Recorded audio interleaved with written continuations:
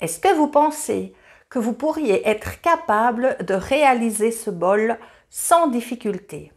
Je réponds oui.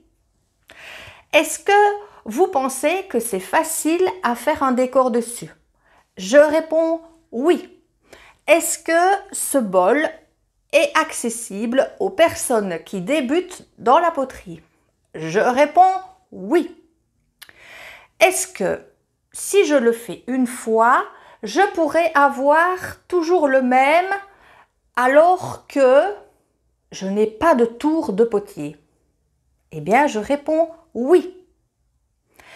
À partir de quelle forme c'est possible de réaliser ce bol?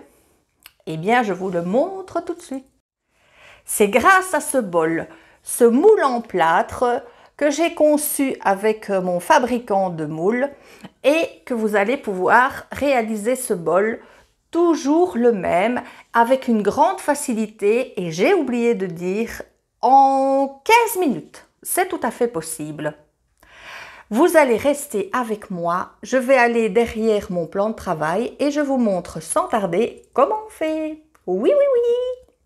Bienvenue dans un nouvel épisode de Anne et ses astuces, l'endroit idéal pour récolter des trucs et des idées, faire le plein pour pouvoir réussir vos céramiques avec le matériel que je propose au magasin aux couleurs d'argile en Belgique. Commençons sans tarder. De quoi avez-vous besoin? Vous avez besoin du moule en plâtre qui s'appelle Cup 16. Ça veut dire qu'il y a 16 cm de diamètre. Vous avez besoin de maïzena. Je ne fais pas la promotion de maïzena, c'est juste que c'est génial comme poudre pour ma démonstration. D'ailleurs, vous avez vu, j'en ai foutu partout. Vous avez besoin aussi, et ça, j'ai passé des semaines à concevoir ce gabarit, qui est le gabarit qui va permettre, c'est un gabarit, c'est comme un patron. Si vous êtes couturier, couturière, ça va vous sembler ultra simple. Il suffit de faire une plaque d'argile, de déposer, de découper, parce que je vous avais avec, quand vous achetez le moule sur mon site, vous pouvez avoir le gabarit qui est enfin terminé, que j'ai mis du temps à concevoir. Et pour plus de facilité, un petit truc, c'est vous pouvez le décalquer sur un morceau de toile cirée. Comme ça, vous l'avez toujours avec vous, vous pouvez le nettoyer et c'est d'une simplicité rarissime. Donc, vous avez votre gabarit, je vous montre, hein, on va faire pareil avec l'argile. Vous voyez, c'est pour mettre ici autour du bol avec la terre. C'est vraiment le patron qu'il faut pour réaliser ce bol et ça vous permet d'en faire plein les mêmes. Vous avez besoin aussi, je préconise ce genre de petits rouleaux, une batte. J'ai pris quelques esthèques métalliques en silicone, en bois. Vous allez voir que pour chaque étape, il y a besoin de ce genre d'esthèques. Souvent, vous me demandez « Oh, laquelle je dois choisir ?» En fait, moi, je les ai toutes et j'ai besoin de plusieurs pour une même pièce. Donc, pour ne pas accumuler du matériel et où vous allez vous demander à quoi ça sert tout ça, munissez-vous progressivement de matériel pour ne pas avoir plein de trucs que vous n'avez pas besoin. Mais là, ces trois-là, ça je suis certaine, en tout cas, moi j'en ai besoin. J'ai prévu aussi une mirette. La mirette, c'est ces embouts métalliques qui sont montés sur un manche en bois. Un ébauchoir. Ébauchoir, ce sont les outils en bois avec des formes différentes pour aller un peu trifouiller dans le fond pour faire la finition. Un petit couteau. Alors, si vous regardez la vidéo jusqu'à la fin avec moi, je vais vous montrer comment on peut décorer pour avoir un bol un petit peu plus personnalisé et pour amener un peu de fantaisie, bien que ce n'est jamais obligatoire. Alors, cette pièce-ci, c'est aussi une pièce qui a été réalisée avec ce moule. Il est un peu plus large, j'ai utilisé de la terre très chamottée et j'ai aussi installé dessus un petit décor. Bref, comme vous voyez, il y a de quoi faire et il y a de quoi s'amuser et vous pouvez utiliser de la terre fine chamotte, moyenne chamotte, grosse chamotte, tout est permis. Ça fonctionne avec tout. À partir du moment où vous avez beaucoup de minutie et que vous aimez bien les choses fines, allez-y dans la fine chamotte, ça fonctionne très très bien. Évidemment, comme chaque vidéo, vous allez passer au plan pour voir au-dessus comment je procède afin de voir très en détail comment je procède. Merci à tous ceux qui sont abonnés parce que vous êtes de plus en plus nombreux et vous êtes de plus en plus nombreux à me suivre. Vous êtes aussi de plus en plus nombreux à me mettre de commentaires, je raffole de ça, merci beaucoup.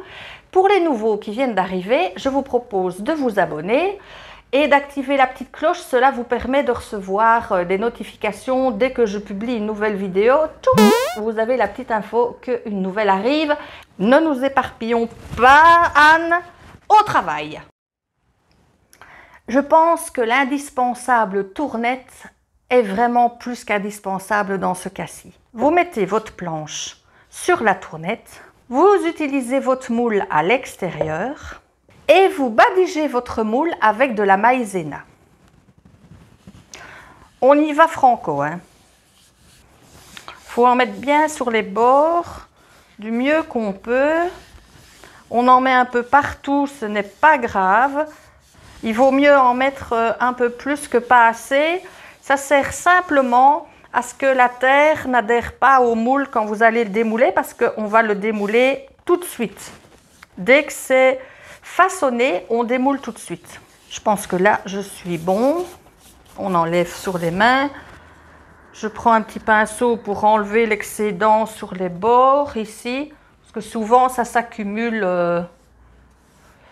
c'est pas bien grave parce que vous voyez que sur mes pièces, je vous montre, sur celui-ci, il y a encore de la maïzena, mais je n'ai pas encore fait la finition. Il faut que je fasse un peu, je râpe les bords, que je fasse un petit bord avec mon éponge magique, mais une fois que ce sera sec, ben, je vais enlever avec la maïzena, je vais enlever la maïzena avec l'éponge. Donc c'est pas un problème. Ça peut cuire, ça n'est pas un souci du tout. J'ai toujours l'impression que j'en mets pas assez, donc vous mettez le surplus autre part. Ici, ben, j'en ai mis un petit peu partout, c'est pas grave.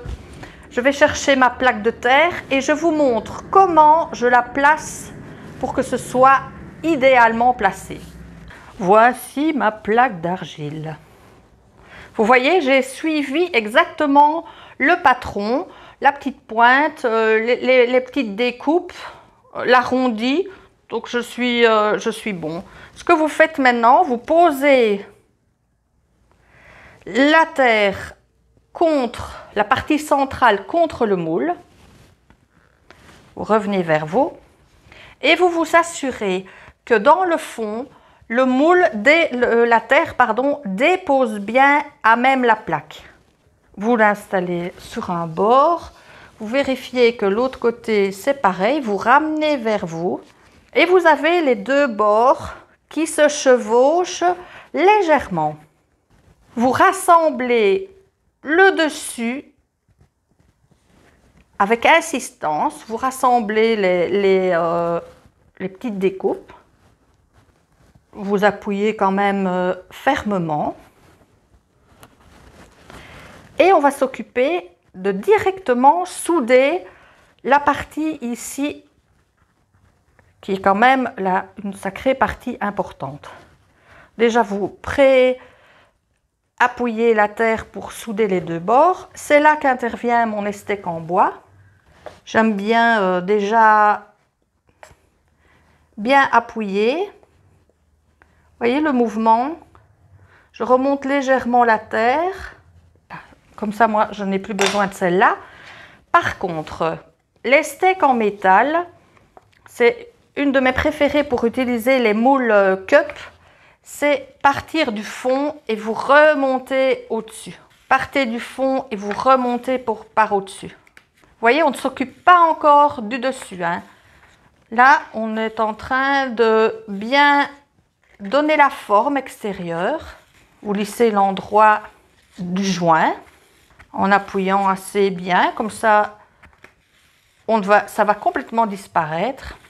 C'est là que vous appuyez ici complètement avec vos pouces, vous poussez la terre vers le centre. J'utilise à nouveau mon esthèque métallique. Vous venez au centre toujours, vous maintenez avec l'autre main. Ici, j'ai utilisé de la terre, c'est la Omaha CHF. C'est de la terre chamottée 40% 0,5 mm. C'est une terre qui se tient bien. Et si vous démarrez dans la céramique, ça peut être bien d'utiliser ce genre de terre parce que on peut en faire un peu ce qu'on veut. Elle est assez malléable.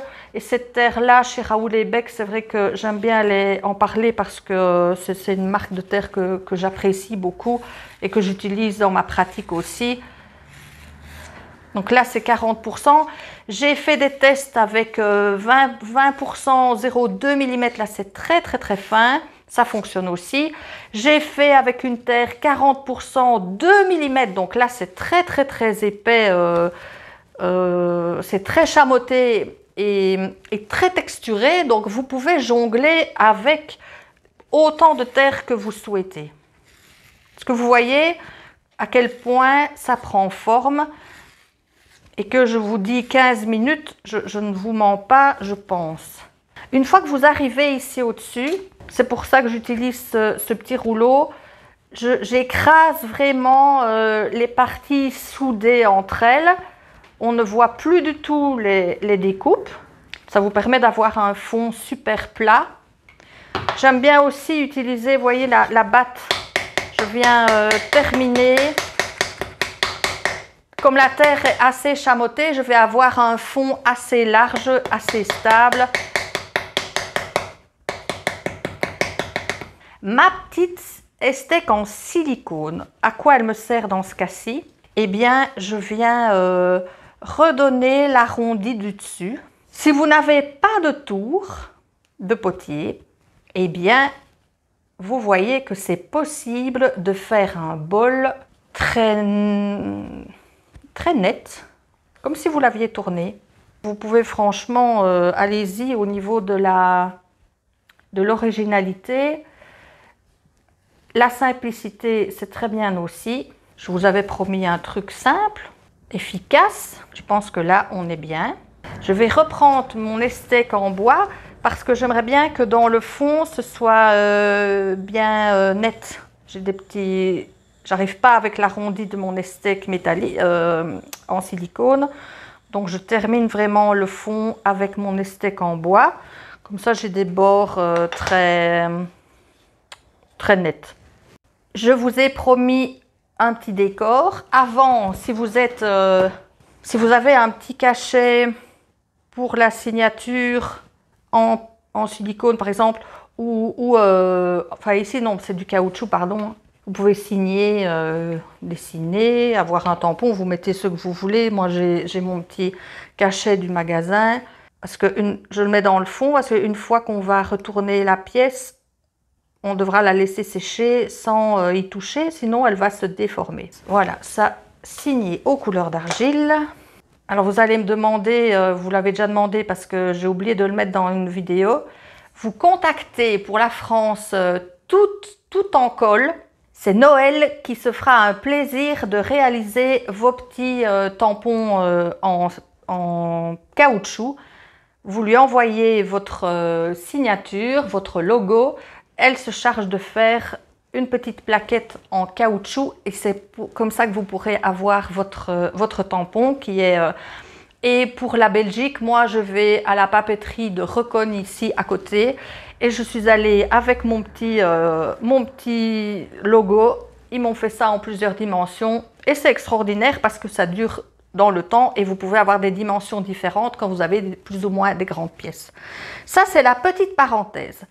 Ensuite, je vous avais expliqué que si vous restiez jusqu'à la fin, si vous aviez le courage de rester avec moi jusqu'à la fin, j'ai de quoi faire un petit décor.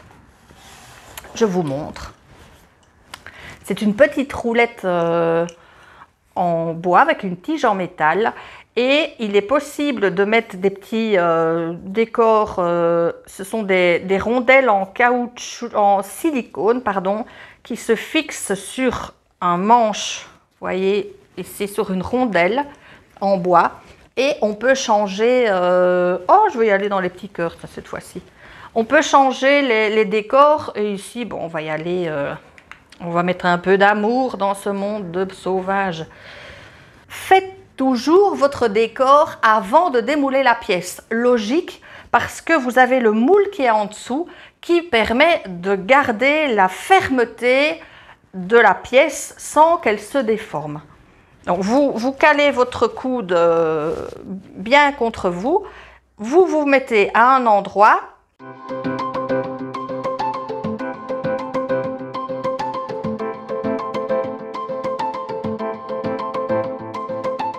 Est-ce que vous voyez les petits décors? Tous ces petits cœurs d'amour qui font quand même plaisir à voir.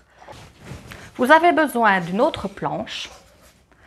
Vous posez par-dessus votre bol une planche. Vous prenez en dessous et hop, vous retournez. Posez sur la tournette. Parce que nous allons procéder au démoulage instantané. Vous voyez ici, il y a plein de maïzena, on s'en fout. Je regarde si ça va, j'essaye pour voir si on sait démouler directement. Ça résiste un petit peu, donc on fait légèrement le tour. Est-ce que magie, ça va fonctionner?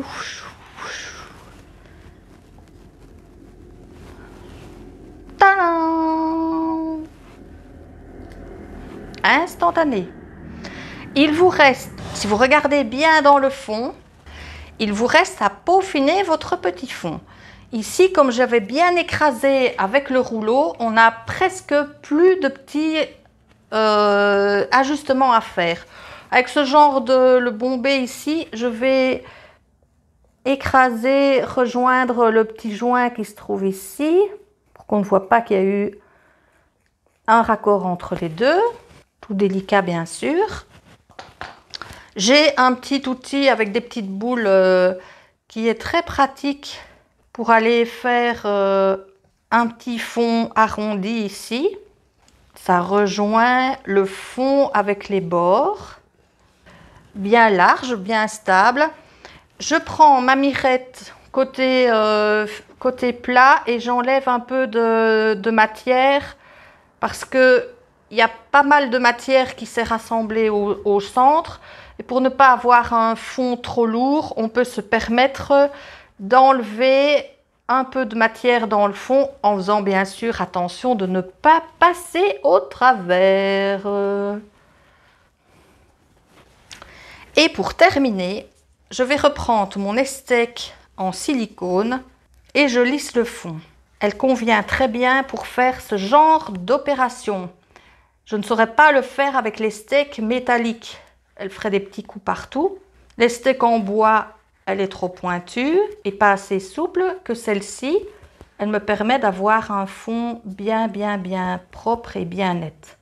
S'il reste des petites bavures, des petits détails qui vous ne savez pas y accéder, qui vous gênent, vous avez bien sûr vous laissez sécher sous plastique. Bien sûr, tranquille. Quand ce sera à consistance cuir, vous râpez les bords avec la râpe. Vous lissez avec la petite éponge magique que j'ai ici, qui est ici dure comme du bois parce qu'elle n'est pas dans l'eau. Mais dès que je la replonge dans l'eau, elle va être très malléable et elle vient vous finir vos bords pour avoir quelque chose d'impeccable. C'est pas beautiful tout ça? J'espère que ça vous a plu.